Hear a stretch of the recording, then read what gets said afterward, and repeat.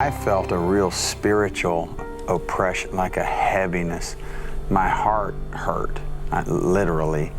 And I had undergone actually a heart procedure a couple of years back and had a stent put in. And I was having the same types of symptoms. Guy Penrod has sung on thousands of stages across decades. And I'll be singing some of the new music off my record in the regional showcase. And while you're here, pick one of these up. You can have your very own Guy Penrod. With the Gaither Vocal Band and beyond. Ask him about his awards, and he'll answer politely. Ask him what actually mattered, and his mind goes somewhere quieter. To a boy in a wheelchair who couldn't speak or move, yet came alive the instant the music began. To a woman named Sue Johnson, who showed up to his concerts faithfully for years, until one day she simply wasn't there anymore. Two people, two losses, one truth Penrod carries with him. Sometimes a song reaches places nothing else can. Let's discuss these things in the video, and what they reveal about music's quiet power. The story Guy Penrod can never forget. Guy Penrod has spent most of his life inside rooms built for sound. Church sanctuaries with high wooden ceilings, small-town auditoriums, the kind of mid-sized theaters where a gospel quartet can still fill every seat on a Friday night.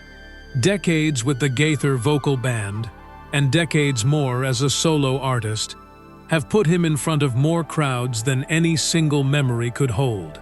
Ask him about his career, and he will talk about awards and albums.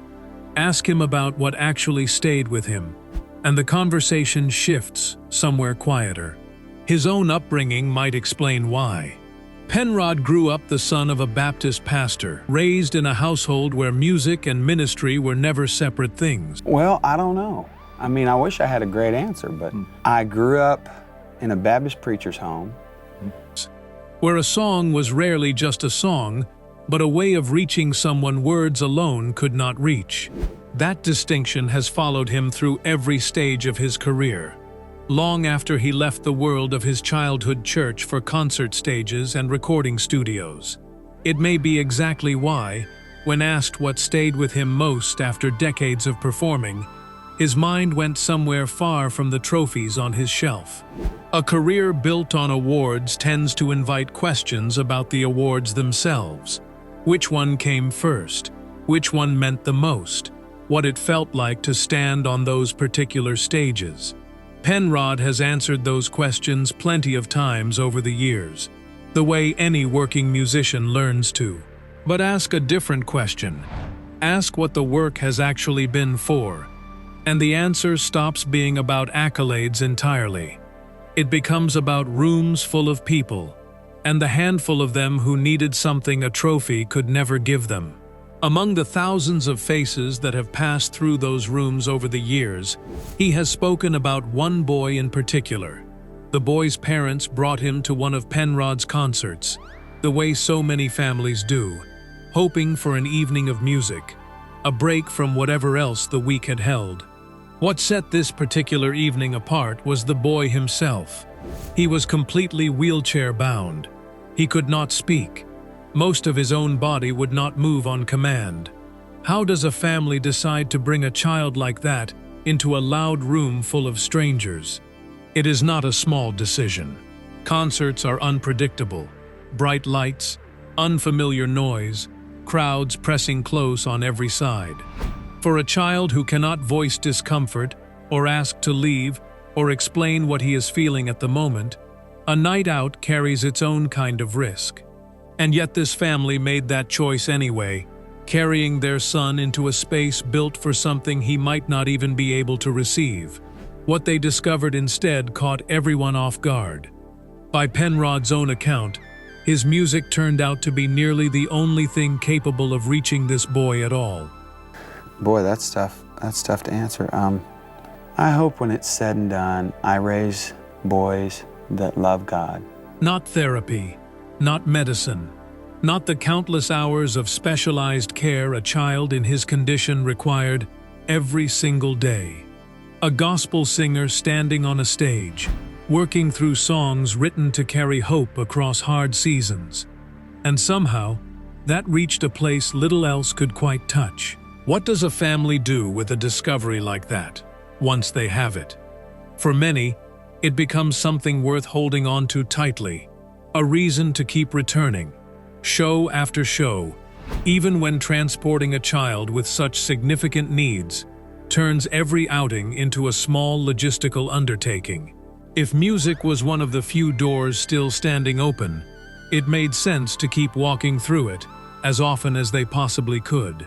What does it take, practically, to move a wheelchair-bound child through a crowded venue, past security checkpoints and narrow aisles and unfamiliar restrooms, all for the chance at a few hours of something that might reach him?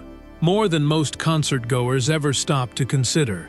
Every trip like that requires planning most families never have to think about.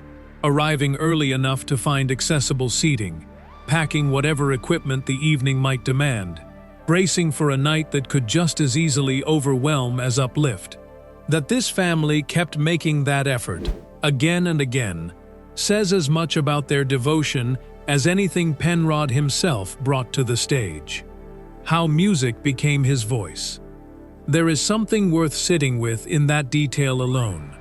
Children with severe physical disabilities often live inside bodies that will not cooperate with what their minds are trying to say.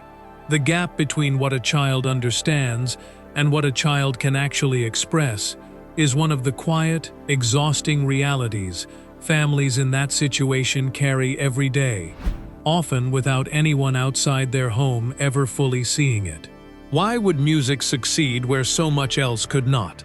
Nobody offers a clean answer to that question, and Penrod never claimed to have one himself.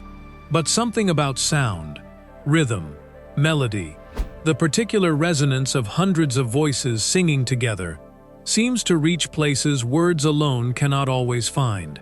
Musicians and caregivers alike have long noticed this pattern, even when science struggles to fully explain it. A child unable to form a sentence can sometimes still turn toward a familiar melody. Someone who has lost most other ways of connecting can sometimes still find one, through sound alone. Is it really so surprising, in the end, that a boy without speech still had a way of listening? Hearing and speaking are not the same faculty, and a body that will not form words is not necessarily a body that cannot feel a melody moving through it. For this boy, that connection showed up as something visible enough for the people around him to notice. He would come alive during those concerts, Penrod has said. Whatever that looked like in the moment, a shift in his expression, a change in how he held himself, something in his eyes that had not been there before. It was enough for his family to see him differently, if only for the length of a song. Does a moment like that change anything in any lasting, medical sense? Almost certainly not, and nobody watching it happen would have claimed otherwise. But there is a difference between a cure and a moment of genuine presence. And for a family living with a child whose daily life is defined by limitation, that flicker of visible joy is no small thing. It is, in its own way, nearly everything. Penrod has described this boy as a child with real spirit and warmth. And I raise boys that love God and that love people and that are passionate about the task God gives them to do. Someone worth truly seeing, rather than a diagnosis parked near the front of the stage. That distinction matters more than it might seem to from the outside. It is easy, at a distance, to reduce a child like this to his limitations, to notice the wheelchair before the person sitting in it. It is far harder, and far more human, to see him the way his parents did, and the way Penrod, by his own telling, apparently did too. What does it cost a performer, night after night, to genuinely see the people scattered beyond the stage lights, rather than a blur of anonymous faces? More than most audiences ever consider. It would have been simple enough to notice a wheelchair in the front section, offer a passing thought of sympathy, and move on with the set list. That he did not. That this boy became a story Penrod still tells decades later says something about the kind of attention he chose to bring into that room in the first place. Is that kind of attentiveness something a performer can learn? Or is it simply present or absent from the start? Perhaps a little of both. Decades of singing the same hymns to different crowds in different towns could easily flatten into routine for anyone. Verse blending into verse, city blending into city. That it apparently did not for Penrod. That individual faces still surfaced clearly enough to become stories worth telling years later, suggests a discipline of noticing that most performers, however long their careers run, rarely sustain for this long. The boy who spoke through music. Picture the room the way Penrod has described remembering it. The familiar shape of a gospel concert, hymns and worship songs moving one into the next. A crowd doing what crowds at these shows tend to do, singing along, hands raised, some quietly wiping away tears during the numbers that hit closest to home. Somewhere in that gathering, closer to the stage than most, sat a boy who could not join the singing, could not clap along, could not do any of the things everyone around him managed without a second thought. And yet, by every account Penrod has given, that boy was present in every way that actually mattered. What does it mean for a piece of music to become a form of speech for someone who has no other language available to him?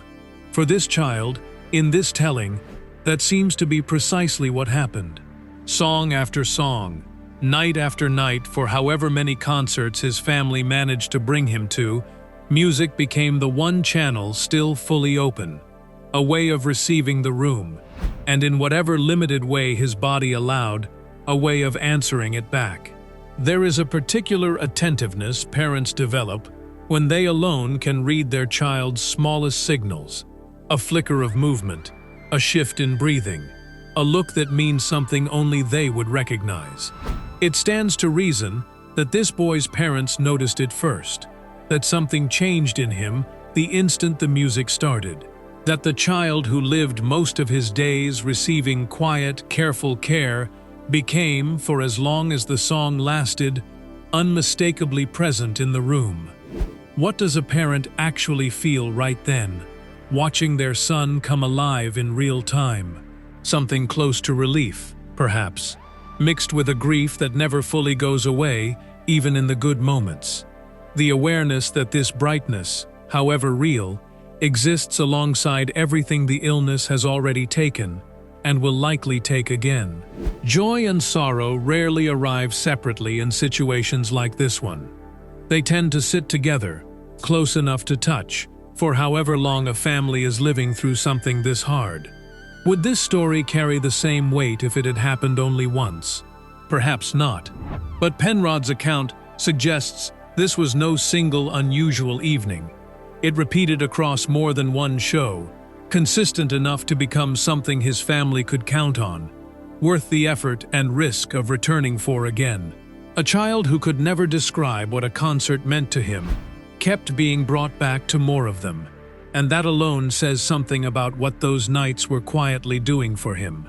How many parents, watching their child brighten in a room full of unfamiliar faces, would think to tell the performer on stage what they had just witnessed? Some might stay quiet, content simply to have seen it themselves. Others might find a way, once the lights came up, to let him know.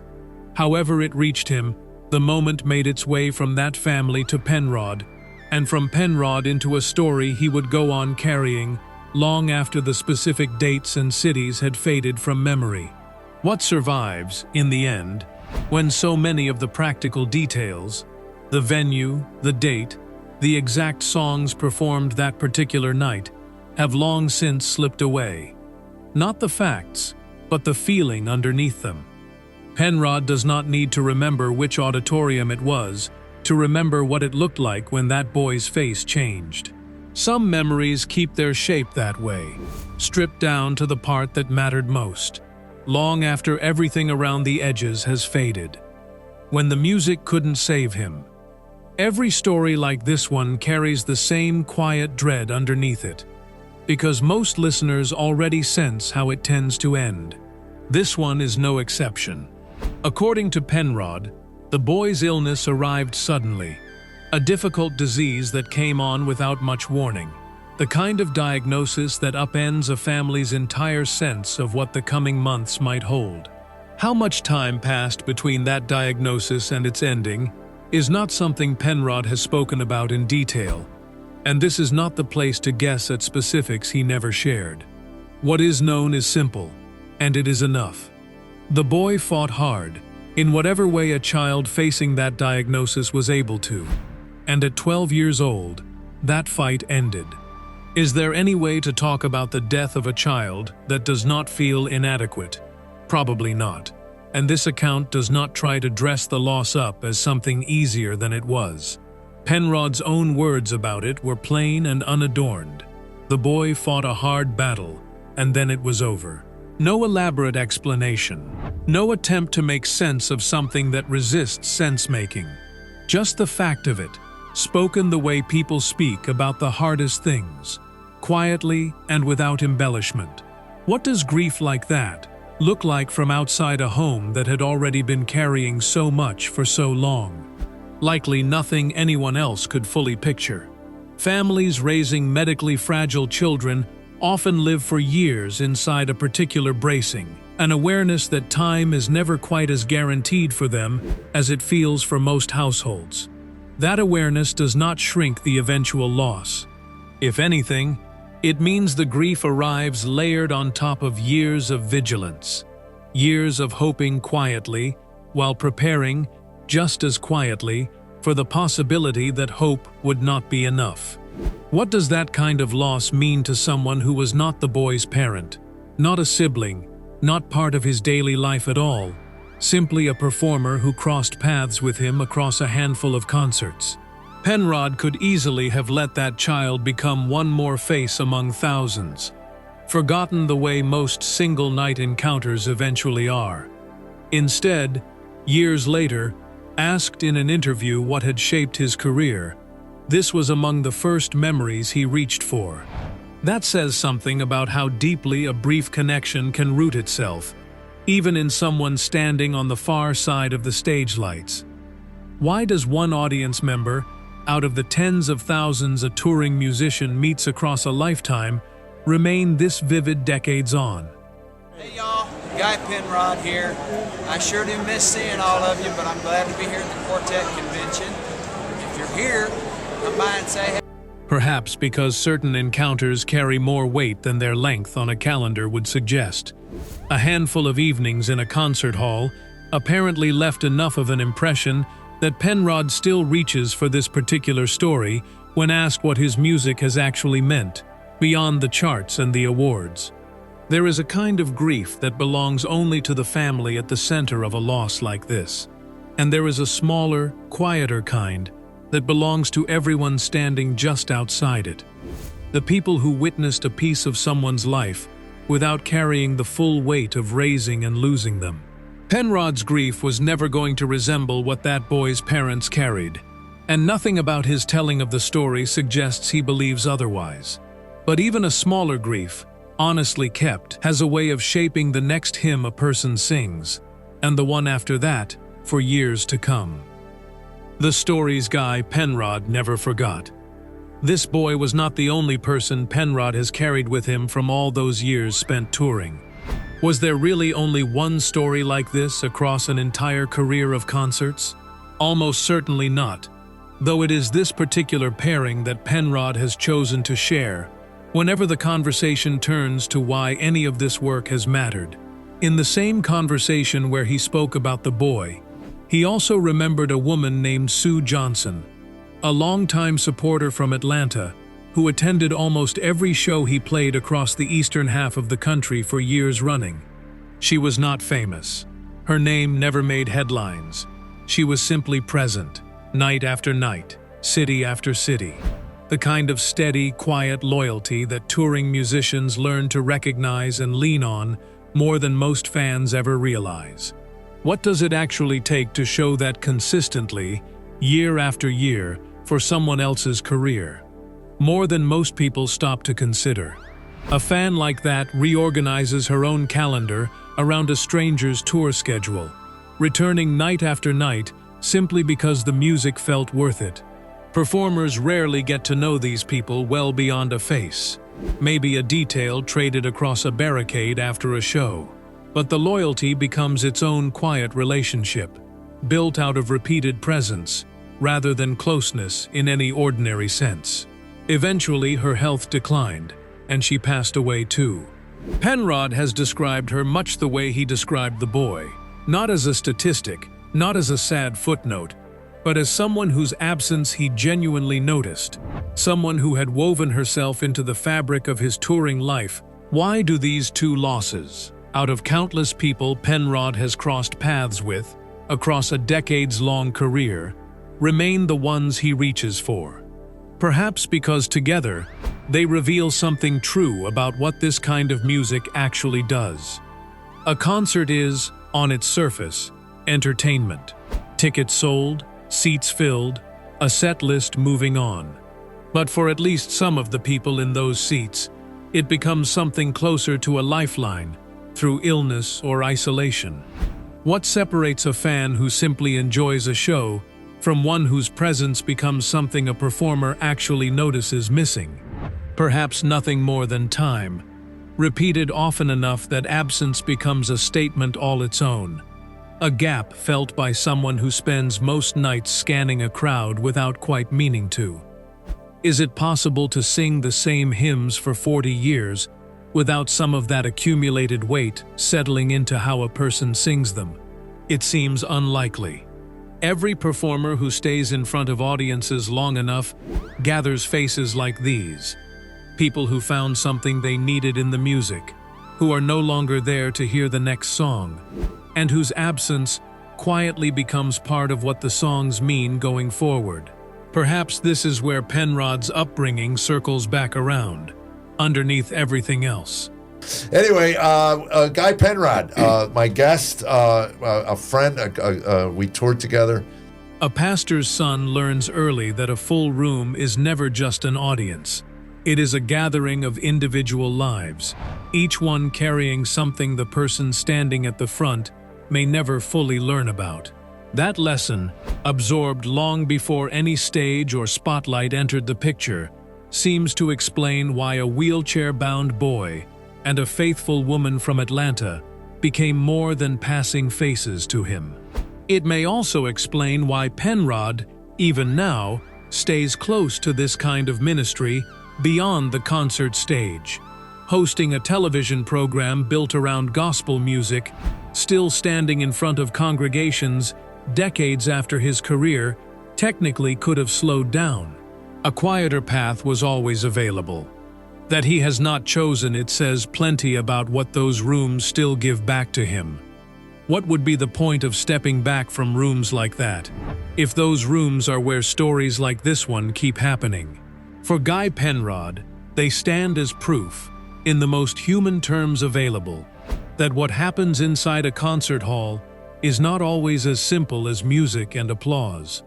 Sometimes it is the only voice a person has left, and sometimes, against every odd, that turns out to be enough. Two names most award shows will never mention. Two stories that explain, better than any trophy ever could, why Guy Penrod keeps calling this ministry. A boy who found his only language in a melody.